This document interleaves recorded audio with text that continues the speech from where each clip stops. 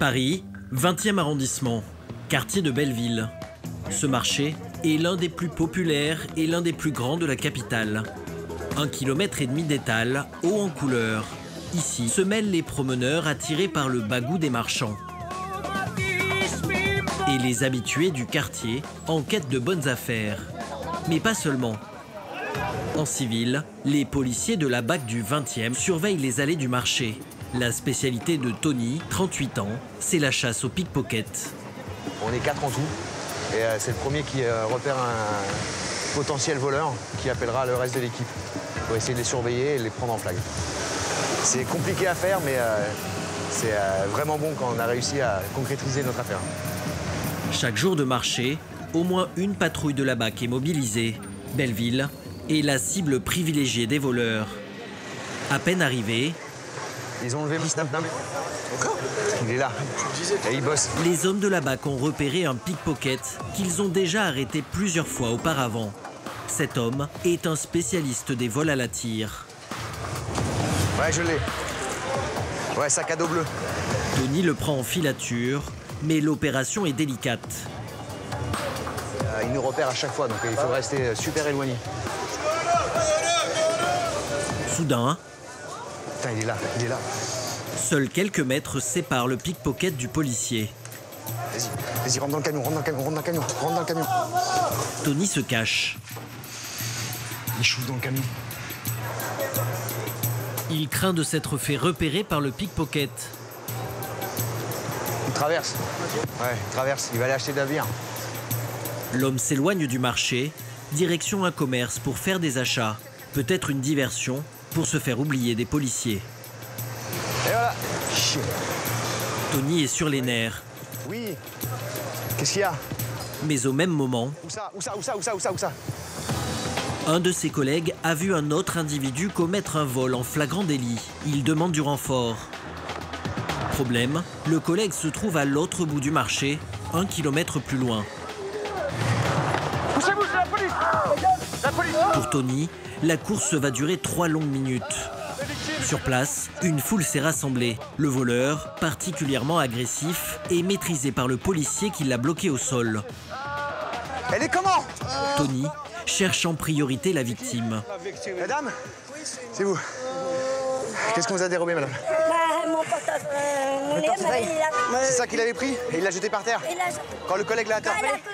Messieurs, on circule! C'est la police! Allez! C'est menotté ou pas?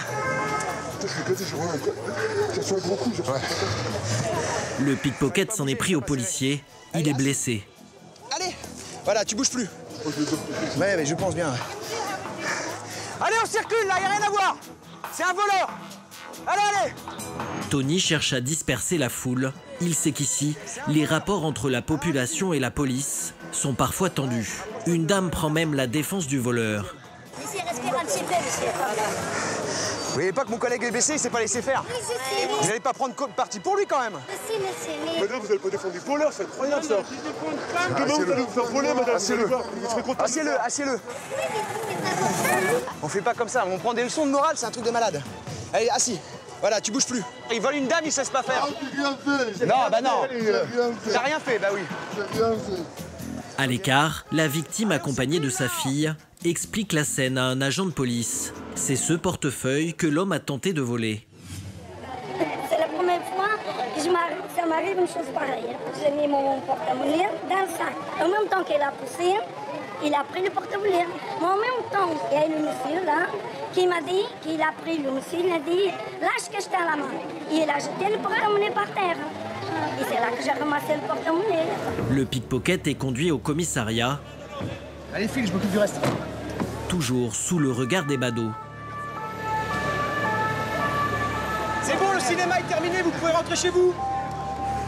Tony accompagne la victime et sa fille au poste de police. Elles hésitent à porter plainte car elles craignent des représailles. Le policier tente de les rassurer. Jamais vous le reverrez, ce mec-là. Il vous aura oublié, vous inquiétez pas. Excusez-moi, mais il m'a bien regardé. Oui, mais vous inquiétez pas pour vous. Il y a plus de 3 millions d'habitants dans toute la capitale. Ah bah là, pendant un moment, je crois qu'on mettra pas les pieds. Ah non, c'est fini. Il y a beaucoup de pickpockets dans le marché, c'est pour ça qu'on y est tous les jours, nous. De retour au commissariat, Tony s'inquiète de l'état de son collègue.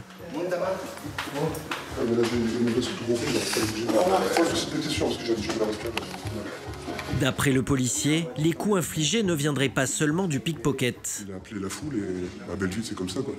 La foule est venue, j'ai reçu des coups. Belleville, c'est un quartier quand même assez hostile envers la police. Donc s'ils peuvent taper un policier, ils vont le faire, évidemment.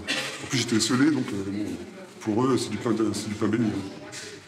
Donc on essaie de gérer cette délinquance qui a explosé. En moyenne, chaque jour de marché, Tony et son équipe arrêtent au moins un pickpocket. Celui-ci est bien connu des services de police. Malgré tout, il nie les faits. Pourquoi m'attraper, où est le portefeuille? Ma portefeuille. On apprendra plus tard que l'homme était recherché pour 8 faits de vol. Il vient d'être condamné à une peine de prison de 12 mois ferme. Vol, escroquerie, trafic de drogue, la BAC, ou Brigade anticriminalité, est l'unité de la police nationale spécialisée dans la petite et moyenne délinquance.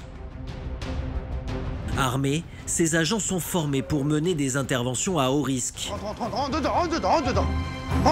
Spécialistes du flagrant délit, Ouais, il a les mains un peu abîmées. Alors. ils effectuent le plus souvent leur mission en civil, dans des voitures banalisées. On compte près de 5200 policiers affectés à la BAC sur le territoire. Parmi eux, Zouhir, surnommé par ses collègues Zizou. Ce policier très expérimenté traque les escrocs dans les rues du 17e arrondissement, à Paris. Bouge pas, je t'ai dit. Eddy, de la BAC d'Aulnay-sous-Bois, en Seine-Saint-Denis. Il est devenu le cauchemar des trafiquants de drogue qu'il chasse avec patience et obstination. Comment il s'appelle? Il y a son nom sur les boîtes là? Non. Ah, sur les mains de tes poches s'il te plaît. Vas-y l'autre. Enfin, Tony, chef de la brigade de jour du 20e arrondissement à Paris. Un habitué des affaires de vol en tout genre. Regardez, il m'a tout sorti, mon sac par terre et tout. Et il a pris mon argent. Il a à peu près 80 € dans mon sac. Découverte du quotidien très mouvementé de ces policiers tout-terrain. Bouge pas, police.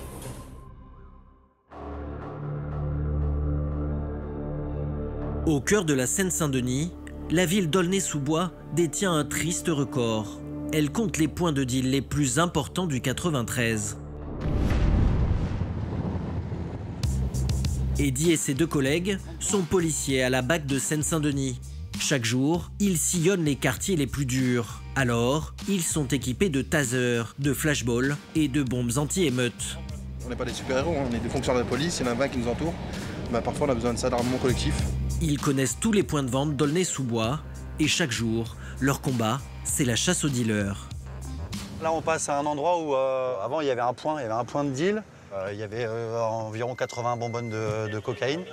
Et du coup, ils n'ont pas pu se relever, ils n'ont pas pu remettre en place parce qu'on a pris tout le stock, quoi, en fait. Donc on arrive quand même, à force de travailler sur des points, on arrive quand même à faire disparaître certains points de deal de produits stupéfiants. Là, ça avait fait polémique parce que c'était vraiment à côté d'une école maternelle, donc qui dit toxico dit seringue, donc c'était pas très bien vis-à-vis des écoles primaires et maternelles de retrouver des seringues dans les établissements scolaires. Mais certains points de vente sont beaucoup plus difficiles à éradiquer. Les trafiquants les plus puissants ont mis en place des organisations très structurées. Ils commencent par embaucher des bataillons de petites mains pour quelques dizaines d'euros. Les guetteurs, dont le rôle est stratégique. Donc chaque point gueule pour le point d'après, en fait. Ils bossent tous ensemble, hein. Tu vois, là, ils sont là-haut, là-bas. Voilà. Regarde-le, là, devant. Ouais, continue, n'importe quoi.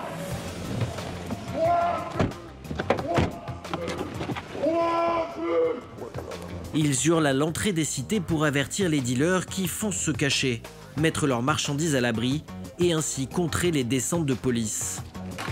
Vas-y, retire ta capuche, retire ta cagoule, retire ta sacoche. Ce guetteur n'est pas connu des services de T'as une police. pièce d'identité? Vous Vous habitez où, monsieur? Il vient d'intégrer le réseau, alors les policiers lui mettent la pression. Vous payez combien ici? 50 ans pour faire le guetteur. Et vous, quand vous passez dans la police, ça vous dérange pas de crier? Comment? Ça vous dérange pas de crier? Bah si, mais c'est sur ça, je me fais niquer. Donc. Et la garde à vue, ça vous dérange pas? Bah si, mais vous savez très bien, c'est pire que je me fasse niquer, voilà. Si vous annoncez pas notre présence... Moi je travaillais, monsieur, on m'a viré, écoutez, j'ai rien d'autre à faire. La prochaine fois, tu recris comme ça, on t'emmène. Hein. D'accord? Oui, pas de souci. C'est une garde à vue, monsieur. Trafic de stupéfiants. Au revoir, monsieur. Le guetteur est sommé de quitter son point de surveillance, mais d'autres se chargent aussitôt de crier à sa place pour annoncer le départ des policiers. Pour nous montrer comment ces trafics se déroulent, Eddy nous emmène à présent dans la cité du Gros Saule, le plus gros point de stupéfiants d'Aulnay-sous-Bois. Dès leur arrivée, les 2 policiers de la BAC sont annoncés. Puis, c'est le signal d'alerte. Tous les trafics sont maintenant interrompus. Vous direz qu'ils vous narguent un peu? Oui, bah, c'est le jeu. Hein. Ils savent qu'on est là tous les deux. Voilà, ils passent. Là, ils se rapprochent pas trop parce que voilà, ils se disent. Là, ils ont vu qu'en plus j'étais équipé avec le taser, donc ils veulent pas trop s'aventurer. Mais bon, c'est le jeu, quoi. C'est le jeu. Comme vous pouvez voir, là, celui qui marche, là, qui est en train de nous regarder, qui repart en arrière, donc lui, c'est un guetteur, c'est sûr. Souvent, oui, cagoulé ou capuché, ou avec quelque chose qui cache une partie du visage. Ils sont vraiment partout, tout autour de nous, là. Il y en a partout. Voilà, il y en a partout, partout. Depuis plus d'1 an et demi, les policiers mènent dans cette cité une guerre des nerfs contre les trafiquants. Ils réussissent peu à peu à les affaiblir. La drogue générerait aujourd'hui, sur ce point de deal, environ 20 000 € par jour, contre 30 000 € auparavant. Mais ce réseau dispose de moyens financiers et humains encore très importants. Donc là, en fait, ils mettent ça. Si vous venez par ici, là, on voit un trou, là. Donc en fait, quand ils voient qu'on arrive, ils rentrent la barre ici. Voilà, normalement, ça doit ressortir. Voilà, ça ressort. Et ça rentre dans ce trou-là. Du coup, quand nous, on arrive, on ne peut plus ouvrir. Pendant ce temps-là, le vendeur, lui, il monte dans les étages. Il va se réfugier dans un appart ou autre, ou une partie commune. Et le sac, il est abandonné quelque part. Et comme ça, nous, bah, on est retardés. Voilà. Les transactions ont lieu dans les escaliers. Donc là, comme vous pouvez voir, jusqu'au 4e étage, il y a plein de mégots de cigarettes, il y a des canettes vides, il y a des boîtes de grec. Voilà. Donc ça veut dire, en fait, le vendeur, ça se passe toujours à peu près maximum au 4e étage, pas plus haut. Pour comprendre l'ampleur du trafic et les sommes folles qu'il peut générer, nous sommes retournés dans cette cité. Cette fois, sans policier, mais avec Martin. Il a 20 ans, c'est un consommateur régulier de cannabis et il a accepté d'être équipé d'une caméra discrète. Dès son arrivée, un guetteur l'oriente. Excuse-moi. Tu sais où on peut pécho ou pas? On peut pécho quoi? Shit. Shit. Martin est dirigé vers le bâtiment que nous avions inspecté avec Eddy, le policier de la BAC. À l'entrée, un autre guetteur est tranquillement assis dans un fauteuil. On peut pécho ici?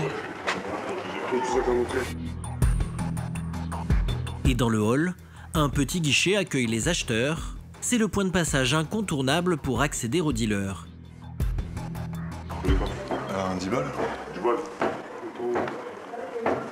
Monte? Tu peux te laisser, s'il te plaît? Ouais, je peux. Ouais. Alors, le 4e, tu m'as dit aussi? On va prendre 50. Ok. Au milieu de ce commerce qui ne se cache pas, une habitante attend l'ascenseur avec son enfant en bas âge. Martin grimpe jusqu'au 3e étage. C'est là que les transactions ont lieu. Un acheteur le précède. Il attend son tour comme à la caisse d'un supermarché. Le dealer est avachi dans les escaliers. Au-dessus de sa tête, une ardoise affiche les tarifs. Ouais. 10 balles, c'est possible ou pas? Ouais. Tu prends 10 balles. Tu veux combien? 10 €. 2. Shit. En barrette ou en barrette? Lui ne vend que du cannabis, sa spécialité. Il a plusieurs dizaines de sachets autour de lui, mais dans cet escalier, il est également possible d'obtenir d'autres drogues. C'est possible de prendre de la coke? Le premier étage. Ok. Il suffit simplement d'aller 2 étages plus bas pour acheter de la cocaïne. Moi aussi, j'ai que du shit et de la beuh. Ah, je suis au premier étage. Martin ne s'y arrête pas, il retourne vers la sortie. En redescendant, il croise 1, puis 2, puis 3, puis 5 consommateurs venus faire leurs courses. Un défilé, un petit business qui tourne à plein régime. Merci.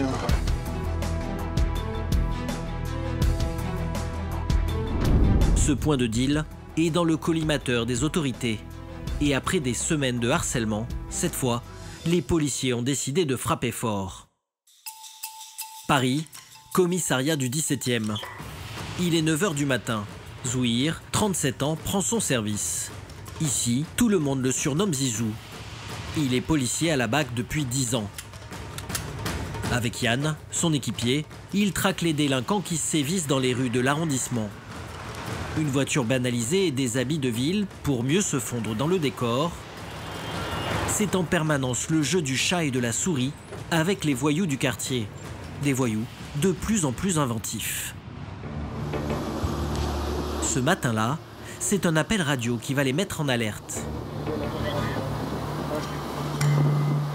Transmettez d'un 17. J'ai un appel TLTS, on aurait une personne qui aurait essayé de retirer de l'argent au distributeur. Ce dernier ne sort pas sans plus de précision. Ouais, c'est bien reçu, ça doit être la paupière. Un distributeur qui dysfonctionne, a priori c'est un problème technique. Pourtant, Zizou percute immédiatement. On suppose probablement que c'est des DAB piégés. Piégé, ça signifie que des voleurs ont trafiqué le distributeur. Un système qui empêche les billets de sortir au niveau de la fente de la machine. Une technique artisanale, connue dans le milieu sous le nom de vol à la paupière. De nombreux DAB de l'arrondissement ont été pillés avec ce procédé. Ce jour-là, les policiers détiennent peut-être une occasion en or. Distributeur qui est à l'intérieur. Ok. Alors on va vous demander... Au téléphone, c'est la cliente du distributeur. Elle a appelé la police parce que ses billets ne sortaient pas. Tant qu'elle ne quitte pas la banque, impossible pour les voleurs de récupérer leur butin. Il n'y a rien qui est sorti, c'est ça. Vous restez au téléphone avec moi.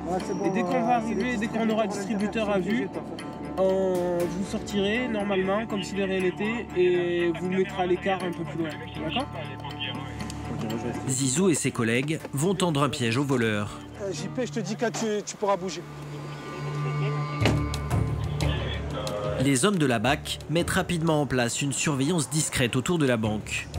Ordre est donné à la victime de sortir. Les policiers n'ont plus qu'à attendre les voleurs.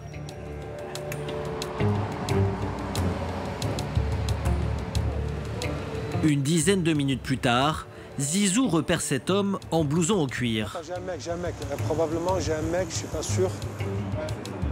Le suspect jette des regards vers la banque depuis le trottoir opposé. Un mec au niveau du feu vert, il va traverser derrière le bus, tu vas voir, il va traverser, il va peut-être revenir, celui qu'on a vu passer devant nous. Il a un itinéraire qui correspond à rien. Blouson en cuir noir, jean bleu et t-shirt blanc. Il regarde à l'intérieur de la banque, c'est positif les gars, c'est votre mec. Hein. Il regarde à l'intérieur, c'est bon. C'est lui les gars, c'est lui, veste en cuir noir. Il s'agit peut-être du piégeur de DAB. Plusieurs clients sont toujours à l'intérieur de la banque. L'homme va donc attendre qu'il n'y ait plus personne pour récupérer son butin. À l'intérieur, ils ont des problèmes là pour retirer. Là. D'autant que pendant ce temps, le piège fonctionne parfaitement. 1, puis 2, puis 3 autres clients tentent de retirer de l'argent au distributeur. Les billets ne sortant pas, les victimes croient que leur retrait est annulé et changent de machine. Elles sont loin d'imaginer que leur argent est retenu par un piège installé sur le distributeur. Fais un passage devant, ça rentre dans le DAB, c'est reçu, ça rentre. Le suspect rentre enfin dans la banque, il fait mine d'aller retirer au deuxième distributeur et s'assure que personne ne l'observe. Puis il s'approche de la machine piégée et regardez bien, en une seconde, le voleur va retirer son piège placé sur la fente de sortie des billets.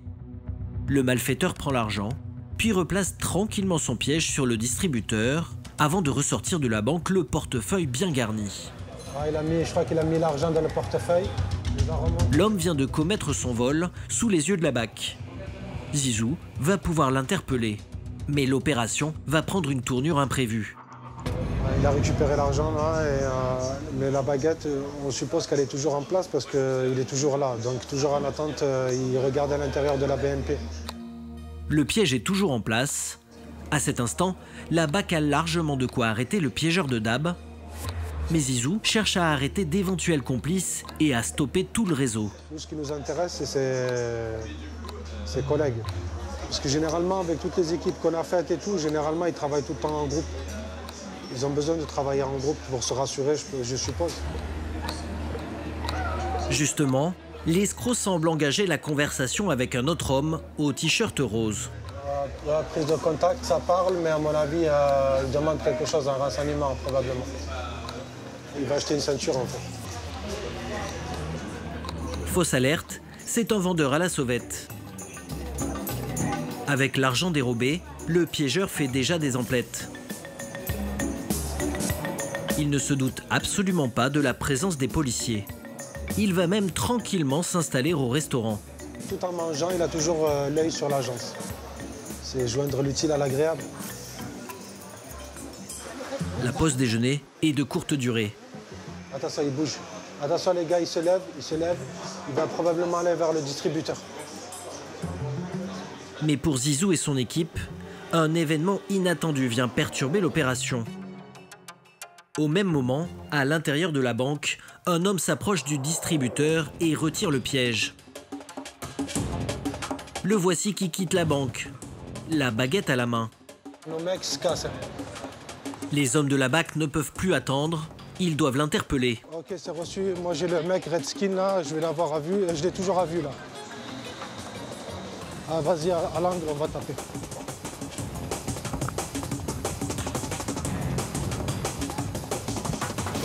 Police, bouge pas, bouge pas, bouge pas. Tu bouges pas. Bouge pas, je t'ai dit. Le piégeur de distributeur est arrêté. L'équipe de la BAC arrête aussi l'homme qui avait ôté le piège. C'est peut-être un complice. Allez, vas-y, charge.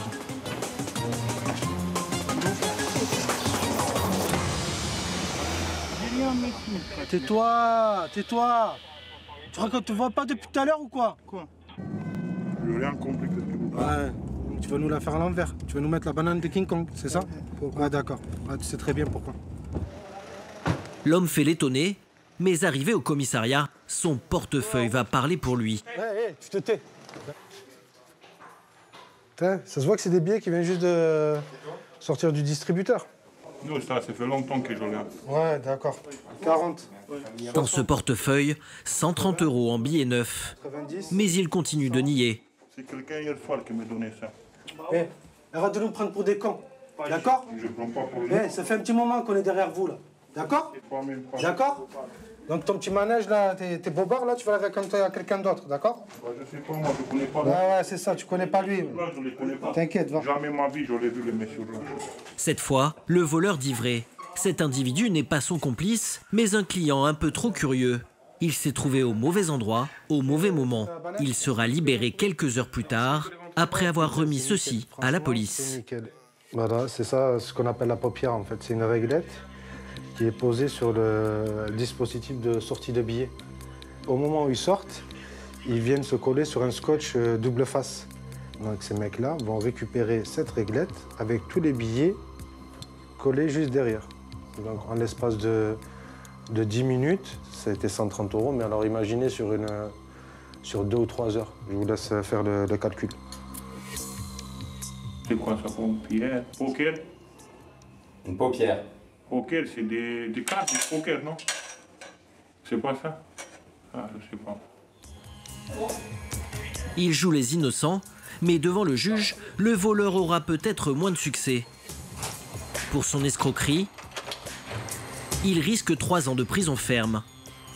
La prochaine fois que vos billets ne sortent pas du distributeur, vous êtes peut-être victime de l'un de ces arnaqueurs à la paupière. Ne quittez alors surtout pas la banque avant d'avoir retiré votre argent.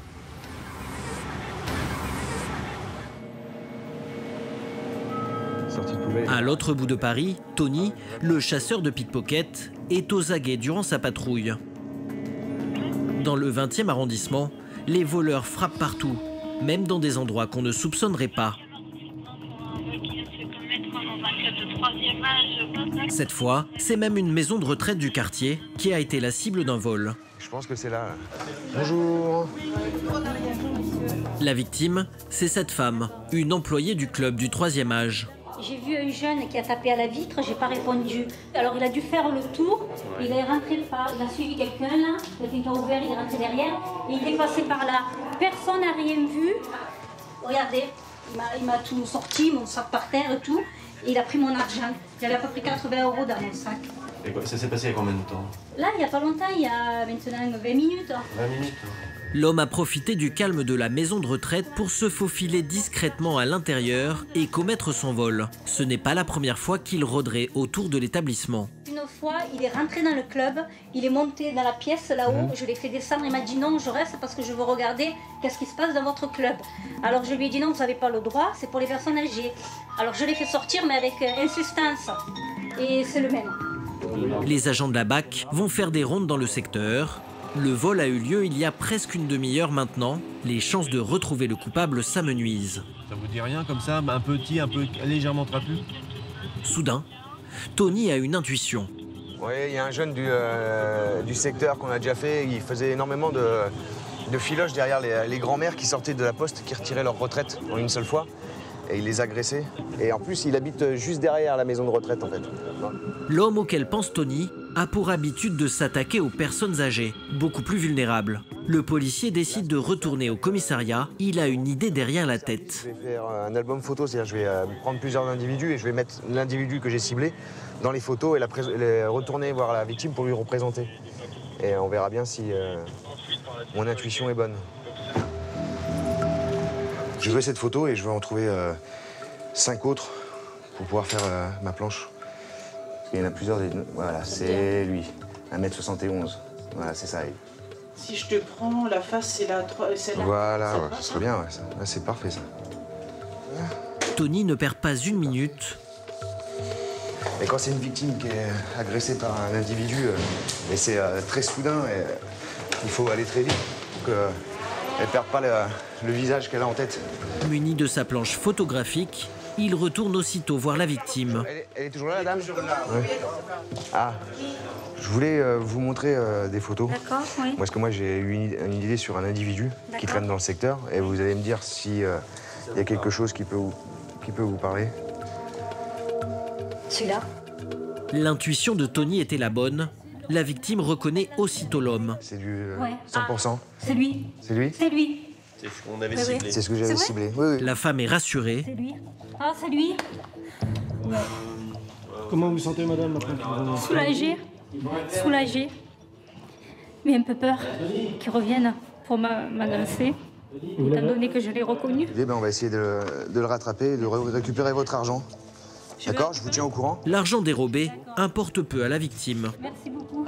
Mais de rien, madame, c'est mon travail. Hein. Elle est plus traumatisée par la visite surprise du voleur. Les policiers connaissent l'adresse du suspect. Arrivés au pied de son immeuble, ils croisent des collègues. Apparemment, eux aussi sont sur une affaire. Vous êtes là pourquoi? C'est juste un vol de monnaie, de billets. C'était quand? Non, c'était là il y a à peu près une demi-heure. Tony trouve la coïncidence étonnante. C'est lui? Il s'appelle Rally, mais moi je n'ai pas l'identité. C'est lui qui vient de nous faire les 60, les 80 €. Ouais, il est identifié. A priori, le même homme vient de faire une nouvelle victime dans l'immeuble où il habite. Cette femme s'est fait voler de l'argent dans son sac. Tony s'assure auprès d'elle qu'il s'agit bien du même voleur. Vous le reconnaissez quelque part là? Ah ben oui. Vous voyez, l'individu que vous venez de montrer là, il vient de voler 80 € dans la maison de 3e âge juste derrière. Hein, il a commis un autre vol de 200 € sur la dame. En à peine une demi-heure, l'homme a fait 2 victimes. Les agents de police se rendent chez lui pour mettre fin à cette série de vols. Ça va, monsieur? Pourquoi vous me chez moi, monsieur?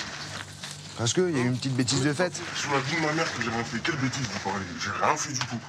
Et les victimes t'ont reconnu, d'accord? On vient pas là pour ça. On vient pas là par hasard, on est bien d'accord? On vient pas là par hasard. T'as volé de l'argent. Les policiers passent au peigne fin chaque pièce de l'appartement à la recherche de l'argent dérobé aux victimes. Où est-ce qu'il a pu mettre ça, putain? Bon, tu me dis où t'as planqué les billets, là? Chef. Comme ça, ça va m'éviter de chercher partout et de foutre le bordel. T'as vraiment envie de foutre le bordel? J'ai rien. Au bout de 3 quarts d'heure, aucune trace de l'argent volé. Mais l'identification des victimes est formelle. La BAC embarque l'homme. Aujourd'hui, il attend une décision de la justice. Pour vol aggravé, il encourt une peine de 5 ans de prison. À Aulnay-sous-Bois, nous retrouvons Eddy et ses équipes. Ils s'apprêtent à lancer leur coup de filet contre les trafiquants de drogue de la cité du Gros-Sol. Là, il faut contrôler les 2 halls. Contrôler tout le monde en bas. Tout le monde en bas. On rentre dans les halls. On rentre dans les halls. On donne le top, tir 90, on y va. Une quinzaine d'hommes sont mobilisés. Les véhicules de police sont stationnés à quelques centaines de mètres du lieu d'intervention. Le dispositif n'est pas très discret.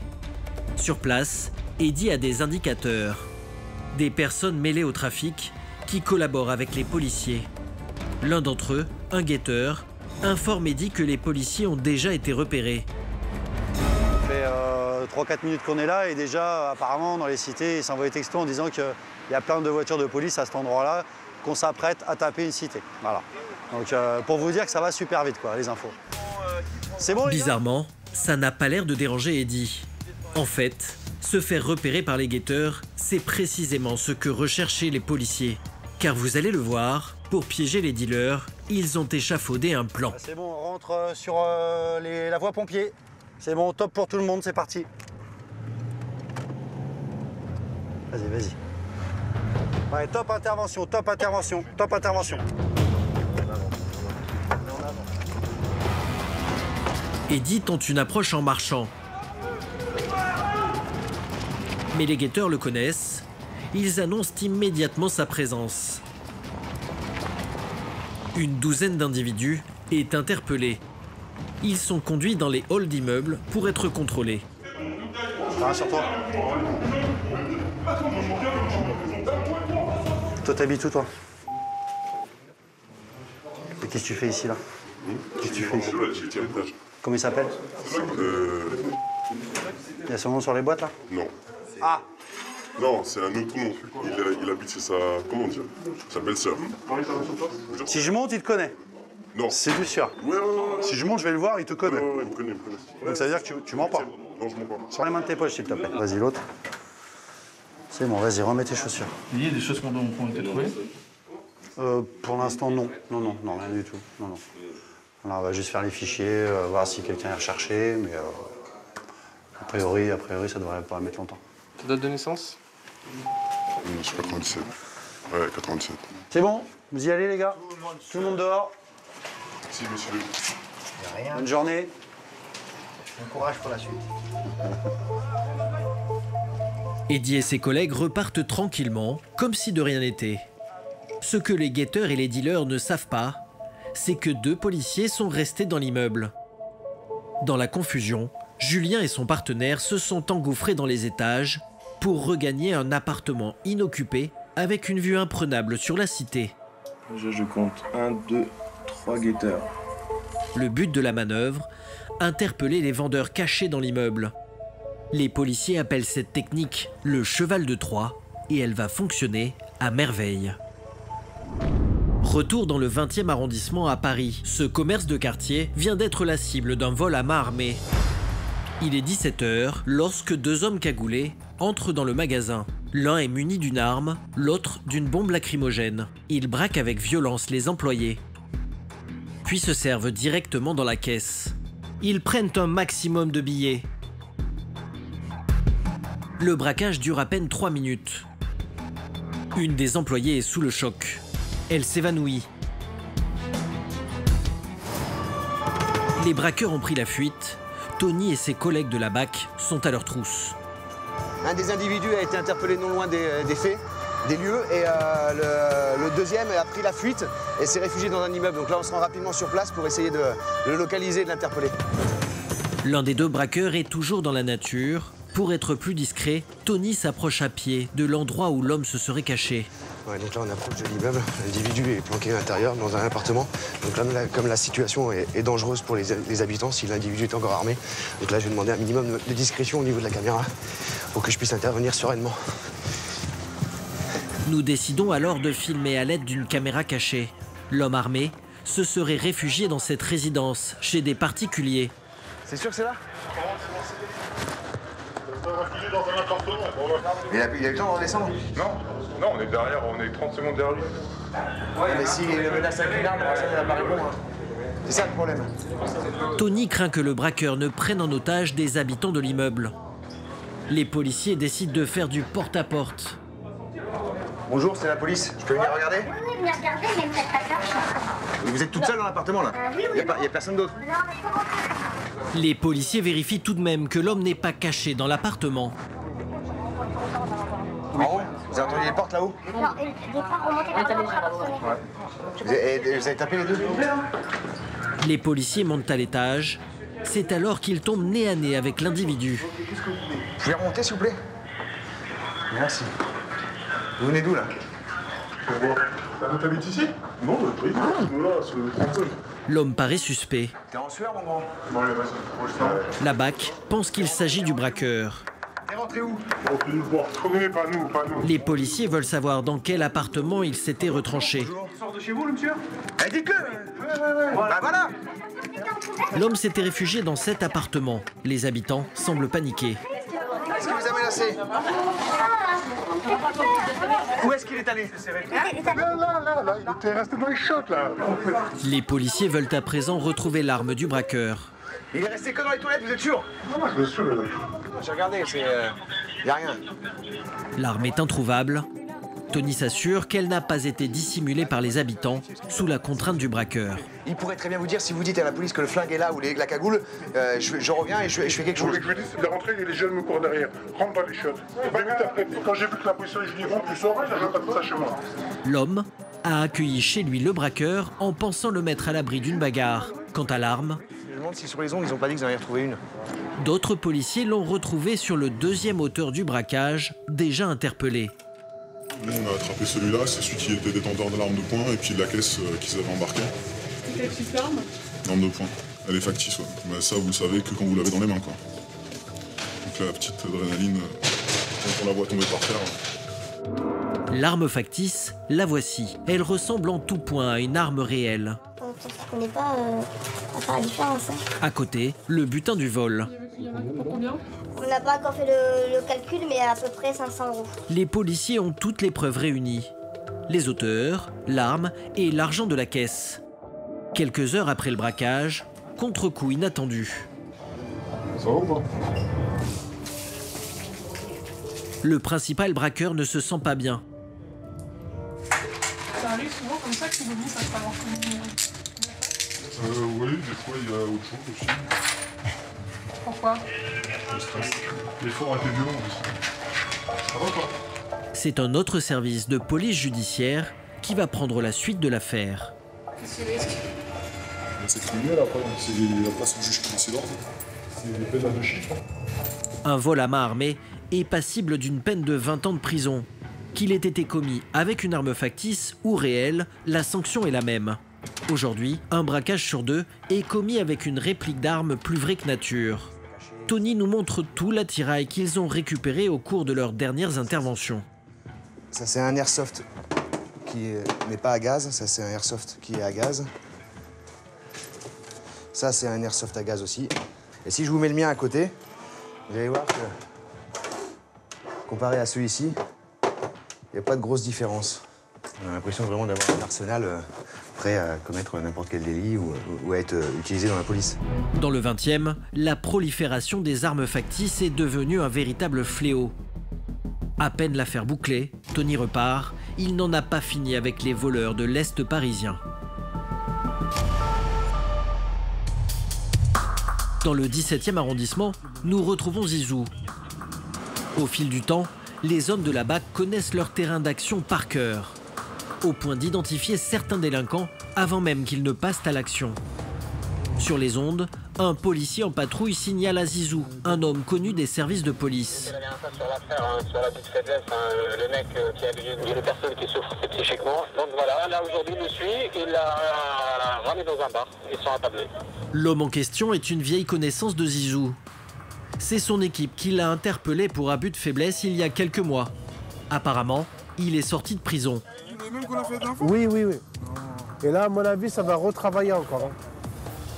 Le suspect est attablé à la terrasse d'un café avec sa victime, à qui il a déjà soutiré de fortes sommes. Pour les voir sans être repéré, Zizou va rentrer dans cette boutique qui fait face au café. Pour info, les gars, donc j'ai parfaitement vu. J'ai la victime et l'auteur attablés sur côté Legendre. Deux hommes qui discutent à la terrasse d'un café parisien. La scène peut sembler anodine. Pourtant, Zizou en est sûr, le suspect vient de passer à l'action. Il est en train de le baratiner, il le travaille mentalement, psychiquement, il est en train de le caresse dans le sens du poil, là, tu vois, tout mielleux et tout. La victime à gauche est psychologiquement fragile. Le suspect le sait parfaitement, il compte même là-dessus pour lui extorquer de l'argent. Je sais pas, là il est en train de faire des gestes de la tête, là, la victime, comme si on lui a imposé quelque chose, on lui demandait de faire quelque chose, j'ai l'impression. Il s'agit d'un abus de faiblesse et cet homme est multirécidiviste. Je crois qu'on doit être à la 10e ou je sais pas combien de fois. Et j'arrive pas à comprendre que ce mec-là soit toujours dehors, c'est ça. On l'a interpellé la dernière fois et il est là. Donc voilà. À peine sorti de prison, l'escroc semble avoir repris ses mauvaises habitudes. Maintenant qu'on les a à table, là, je pense qu'on va comprendre comment ça va se passer. Est-ce qu'il va demander à la victime d'aller retirer de l'argent? Je pense que ça va se passer comme ça. Pour moi, ça va se passer comme ça. Ça va sortir, les gars, ça va partir. Il va partir avec la victime. Les deux hommes finissent par quitter le café ensemble et ils se dirigent vers un distributeur de billets. Là, ils sont positionnés juste devant la poste comme par hasard. Il est en train de lui remettre un coup de pression pour qu'elle ait retiré, en fait. Exactement comme Zizou l'avait prévu. La victime retire de l'argent au distributeur. Quand l'homme revient vers l'escroc présumé, la BAC est prête à intervenir. Les gars, vous surveillez bien que si jamais il y a un échange d'argent, on l'interpelle. C'est reçu? La victime semble mettre des billets dans la poche de l'homme, mais difficile d'en être sûr. Ils se séparent. Zizou décide alors de suivre l'escroc présumé à distance en attendant d'en savoir plus. Okay, reçu, c'est bon, je l'ai revu. Mais Timal, mets-toi au niveau du métro au cas où ça rentre dedans. Problème, pendant la filature, la victime s'est volatilisée. Là, j'ai envoyé Midou là où il habite la victime pour essayer de voir si elle est chez elle et tout, et voir s'il lui a soutiré de l'argent ou pas. Sans la confirmation d'un échange d'argent, impossible d'arrêter l'escroc. Parce que ça rentre dans le métro, je vais être obligé de taper le contrôle du mec. D'accord? Allez, à tout à l'heure, ciao. Ciao. Zizou décide d'intercepter l'homme avant qu'il ne prenne le métro. Là, c'est rentré dans le métro, c'est ça?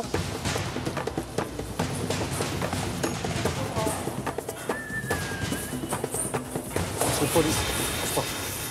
Pose pas. Police. Mets-toi contre le mur. Avec qui t'étais? J'étais avec qui? À ton avis, avec qui t'étais? Avec qui? Mais je te demande, c'est moi la police. Hein. Tu t'occupes, s'il te plaît? Allô? Alors qu'il procède au contrôle, Zizou reçoit un appel. Son collègue a retrouvé la victime. Elle confirme avoir remis de l'argent. 803. C'est l'information que la BAC attendait. Continue à harceler ta victime, c'est bien, là on va te mettre harcèlement avec. J'ai eu l'intelligence pour rien. Ah ouais, c'est ça. T'as pris 8 mois de prison pour ça. Arrête. C'est très bien pourquoi.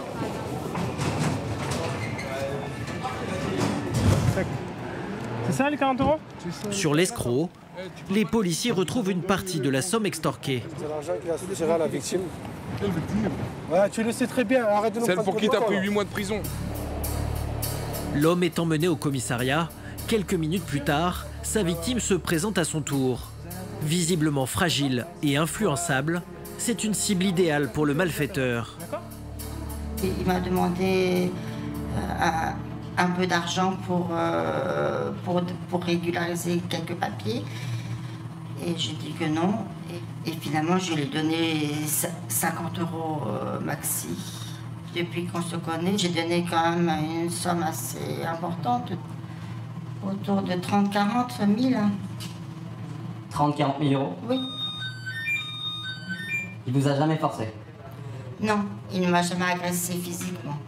Je ne veux plus donner d'argent ni à ce monsieur et ni à quiconque.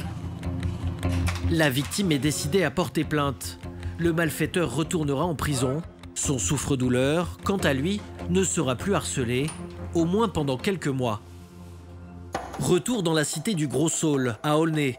Rappelez-vous, Julien et un deuxième policier de la BAC ont profité de la panique créée pendant leur première intervention pour se mettre en planque dans l'immeuble où serait le principal dealer.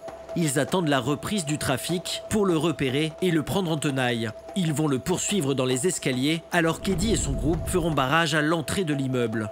Le problème, c'est que les trafics tardent à redémarrer. Ils ont un coup de chaud là, ils ont des doutes qu'on soit là ou pas. Donc là, ils envoient les acheteurs, ils refusent les ventes en fait. Eddy va tenter d'en savoir plus. Et pour cela, il a besoin d'un client. On va essayer d'aller voir par nous-mêmes si on peut contrôler peut-être un acheteur, quelqu'un qui est venu acheter du stup, quoi. Voir s'il peut nous renseigner. Ça va savoir si le point est rouvert et s'il a pu être servi. Voilà. Ça ressemble à quoi un acheteur? Souvent, c'est des gens pas d'ici, donc voilà, c'est au jugé. Les gens qui habitent là, on les connaît plus ou moins, donc quand c'est des gens qu'on connaît pas, tu vois celui qui a les lunettes là-bas, là. Regarde, lui. Il est beau, lui, non? Il est très bien. Il est bien, lui. Hein. Vas-y, va chercher, je te rejoins avec la voiture. Bonjour, c'est la police. Vous habitez où, vous? J'habite à... Où ça? T'es venu faire quoi ici? Je suis allé pécho, mais j'ai rien. Ils m'ont dit de repasser. Écoute, je veux juste savoir. Ils t'ont dit quoi? Dis-moi. Je vais passer dans 15 minutes. Dans 15 minutes? Ouais. Et tu t'es adressé où? Le bâtiment là-bas, là, derrière. Les deux grandes tours, là? Ouais. Là où il y a les deux entrées? Ouais. Il était où, le mec qui t'a répondu ça? Il était dans la tour. La tour de droite ou de gauche? Droite. Tu voulais acheter quoi, là? Un 10 dB. T'es sûr que tu l'as pas sur toi? Ouais, sûr. T'as tes sous encore? Ouais. Voir tes sous? Ok. Bon, ça marche. Merci. Comme le consommateur n'a pas de drogue sur lui, Eddy doit le laisser repartir. Mais les deux policiers de la BAC ont obtenu les informations qu'ils souhaitaient. Le trafic va bientôt reprendre. Une vingtaine de minutes plus tard, Julien et son collègue commencent à redescendre par les escaliers. Là, on part vraiment, c'est la surprise. Allez, top intervention pour tout le monde, top intervention. C'est reparti pour une deuxième intervention au même endroit. Et cette fois, Eddy change de ton. Rentre dedans. Rentre. Tout contre le mur, mets-toi là. Ici, là, bouge pas. Mets ta tête, retourne-toi. Dans le même temps, les deux autres policiers dévalent les escaliers à la recherche du dealer et de la marchandise. Ils tombent sur un individu qui fumait du cannabis. Mais est-ce le dealer? Il se trouve pourtant juste au-dessus du point de vente. Regarde, ça se passe comment là? Viens voir, regarde. Tu vois, ça veut dire que le vendeur, il est au-dessus de la barre. Oh putain! Mais pas de chance, Eddy tombe sur son collègue. Il y a la barre. T'en as un, t'as un mec? Il a du matos ou pas? On a vu que toi. Alors, il est parti où le mec? Je sais pas, il était cagoulé et tout, il avait un cache-cou sur le nez. Oui, moi, je vais prendre du sol. Peut-être que c'est lui qui vendait, peut-être pas. Lui, il dit qu'il est venu acheter. Mais on attend de voir, là, on va fouiller toutes les parties communes, on va essayer de trouver quelque chose, voir s'il a quelque chose sur lui. Julien trouve un sac à dos vide. La drogue s'est volatilisée. Donc, là, il y a une voie, une canalisation, enfin une arrivée d'air là. Donc souvent, quand vraiment ils peuvent plus faire autrement, donc le vendeur il monte dans l'escalier avec son sac, et le sac il le balance dans ce trou-là. Soit celui-là, soit le vide ordure. Et ça arrive tout en bas où c'est bloqué, parce qu'ils ont mis un truc pour bloquer justement. Les policiers fouillent tout l'étage, jusque dans les conduits d'aération. Après avoir tout inspecté minutieusement, ils retrouvent juste ce petit sachet en plastique avec quelques grammes de résine de cannabis. Voilà, c'est ce qui reste. La personne qui était là a quitté les lieux rapidement et a oublié son petit morceau de shit. Bon. Eddy a du mal à cacher sa déception. La prise est bien trop maigre pour inculper l'individu arrêté dans les escaliers. Il sera relâché. On va aller voir ce qui se passe dans les étages ici. Mais Eddy n'abandonne pas. Et la suite de l'opération lui réserve une surprise. Dans l'allée voisine, 3 autres personnes ont été interpellées. 2 toxicomanes et cet homme à capuche menotté. Il y a les acheteurs qui sont là, il y a un monsieur qui attendait pour une bonbonne d'héroïne. Donc là on écrase le monsieur dans les étages avec ça, donc là il y a 2 bonbonnes de cocaïne et 3 d'héroïne. Il y a combien de coke? 3 litres. Je crois qu'il y a 3 bonbonnes de cocaïne et 2 d'héroïne. Il a de l'argent ou pas? Oui, il a de l'argent. Beaucoup, gauche droite. Il m'a dit 260, je sais pas compter. Ah, ça peut être bon ça. T'as combien d'argent dans les poches là? 280? 260. De l'argent liquide, de la drogue, l'homme a tout d'un dealer. Les 2 consommateurs, eux, ne vont pas être inquiétés. On va libérer les acheteurs là parce qu'ils n'ont pas eu le temps. Pour eux c'est bon, on n'a rien contre eux, ils n'avaient rien sur eux, ils ont encore leur argent, ils ont dit qu'ils n'ont pas eu le temps d'acheter, donc on ne peut pas faire grand chose contre eux. Et pour l'autre individu? Par contre l'autre individu, vu qu'il est trouvé porteur de produits stupéfiants et d'argent dont il peut donner à provenance, on va le ramener et présenter à l'OPJ. L'homme à capuche est embarqué au commissariat. Il va être placé en garde à vue et dit espérer retrouver une quantité plus importante de drogue. Sa déception va être de courte durée. Car ce qu'il ne sait pas encore, c'est que l'individu qui l'emmène est en réalité bien plus qu'un simple dealer. De retour à son bureau, il interroge les fichiers de la police. Et là, surprise, le suspect a déjà été arrêté pour une bonne vingtaine d'infractions liées aux stupéfiants. Détention de stupéfiants, transport de stupéfiants, participation à association de malfaiteurs, en vue de la préparation d'un crime. Donc c'est un bon client. Infraction sur la législation sur les armes, port d'armes. C'est de la grosse délinquance là, hein. C'est du grand banditisme en fait. Hein. Et ce n'est pas tout. Eddy découvre qu'il fait même l'objet d'un avis de recherche. Et il a 5 ans à faire. Il doit effectuer une peine de 5 ans de prison pour importation de stupéfiants. Certainement du lourd quand même, parce que pour qu'il ait 5 ans à faire, on peut penser que ça peut être peut-être un go fast ou un truc du genre. Donc grosse quantité je pense. Grosse quantité pour 5 ans, c'est grosse quantité quand même. Le harcèlement des policiers de la BAC d'Aulnay contre les trafiquants offre parfois de bonnes surprises. Aujourd'hui, c'est un caïd de la drogue que la BAC du 93 va envoyer derrière les barreaux.